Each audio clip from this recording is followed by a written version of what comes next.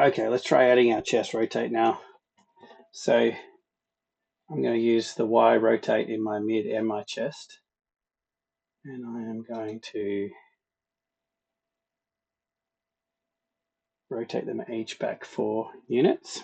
I'm going to keyframe that on frame 25 and then -4 here. Let's have a look in the graph editor and cycle.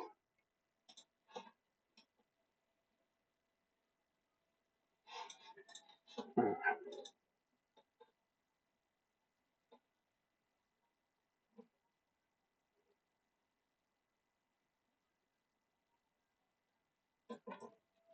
Cool.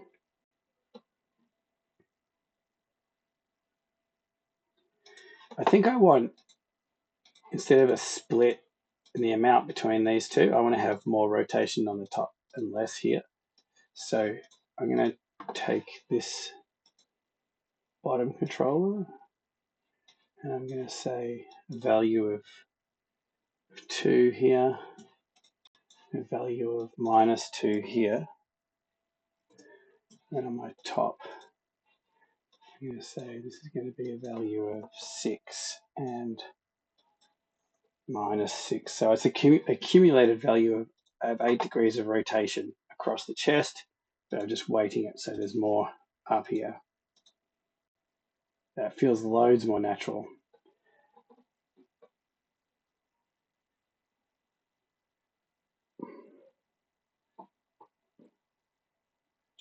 Starting to get a real swagger going on.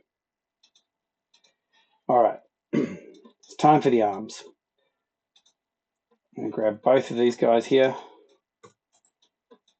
My rotate tool, hold down E, left click, world. Now I'm going to just animate them both completely uniformly at the moment. I'm going to rotate them forward here.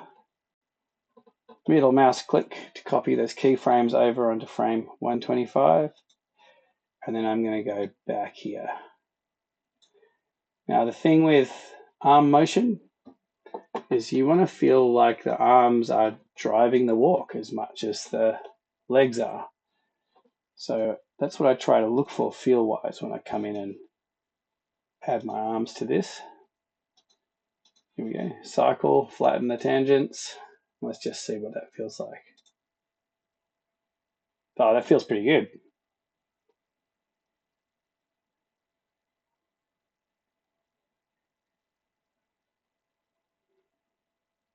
All right.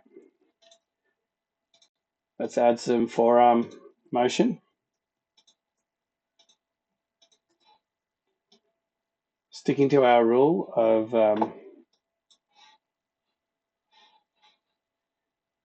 look, we've accidentally got a few rotates in here. I wonder where they're coming from.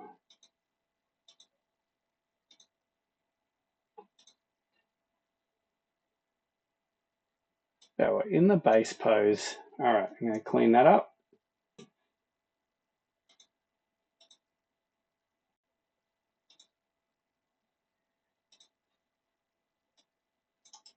No, they weren't in the base pose. Okay, let's in the pose.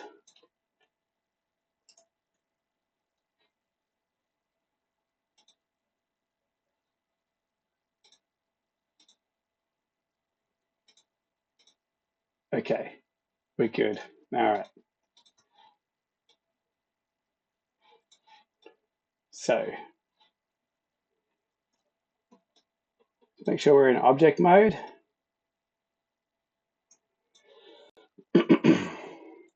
Just having our rotates in the Z here.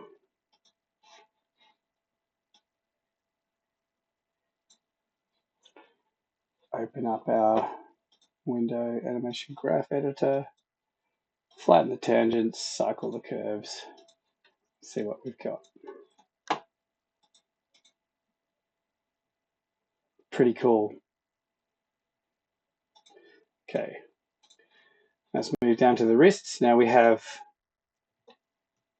full degrees of full 3 All 3 axes of rotates available to us in the wrists.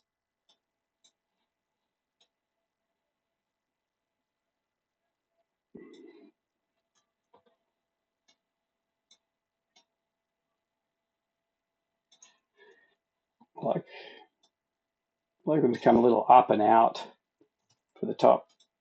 And then I think I'm just going to leave the pose that we've got for the back. Just make sure we've got everything cycling.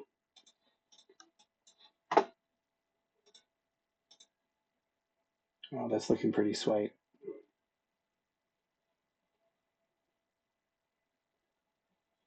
Okay. Let's just add a little bit of hand motion now. Okay, we've got keyframes on everything we need, so that's great. I just want to work with the fingers, not the thumb or the metacarpals for this. So it's the advantage, by the way, of setting all those keyframes earlier on the right frames.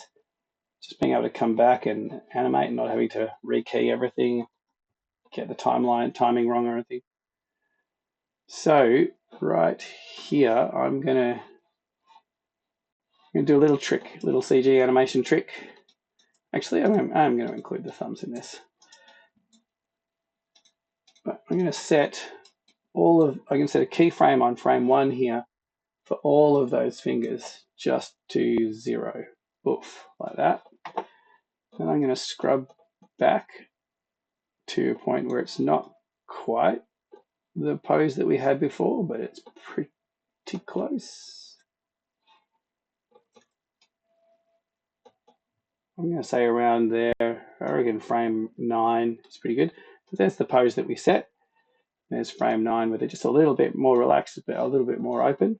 I'm going to middle mouse on frame 1 and copy that pose for both the hands, and then middle mouse on frame 125 and copy the pose there. And then I'm going to go into graph editor.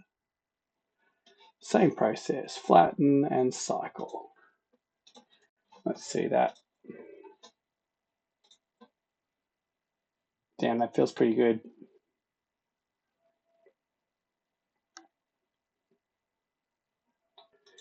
Okay. So we do sometimes you'll see someone do this with their hands for a couple of steps where both arms are in unison. Mostly they're in contrary motion, just like the legs. So let's do that now.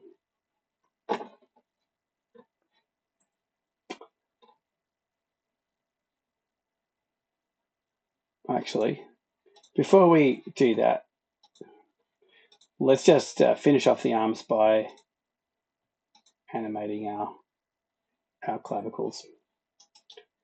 It's an often overlooked, really important thing to do. Kind of feels like you don't need them, but they add so much when they're done right. A lot of people just go, oh, well, it'll be forward here and back here. That looks weird as hell when you do it. And we went to a lot of trouble finding a pose. So what I find works well with walks is that you do often get like a decent back on the clavicle at this point. Where we had it is quite a good forward pose for a clavicle. You're unlikely to want to push it. You could push it a tiny bit. Well, what's more important is that you actually raise it up at this point. So let's have a look at what happens. We'll just quickly flatten those tangents and cycle those keys, and then we'll have a look at what we've got. Makes the arm motion feel way more natural.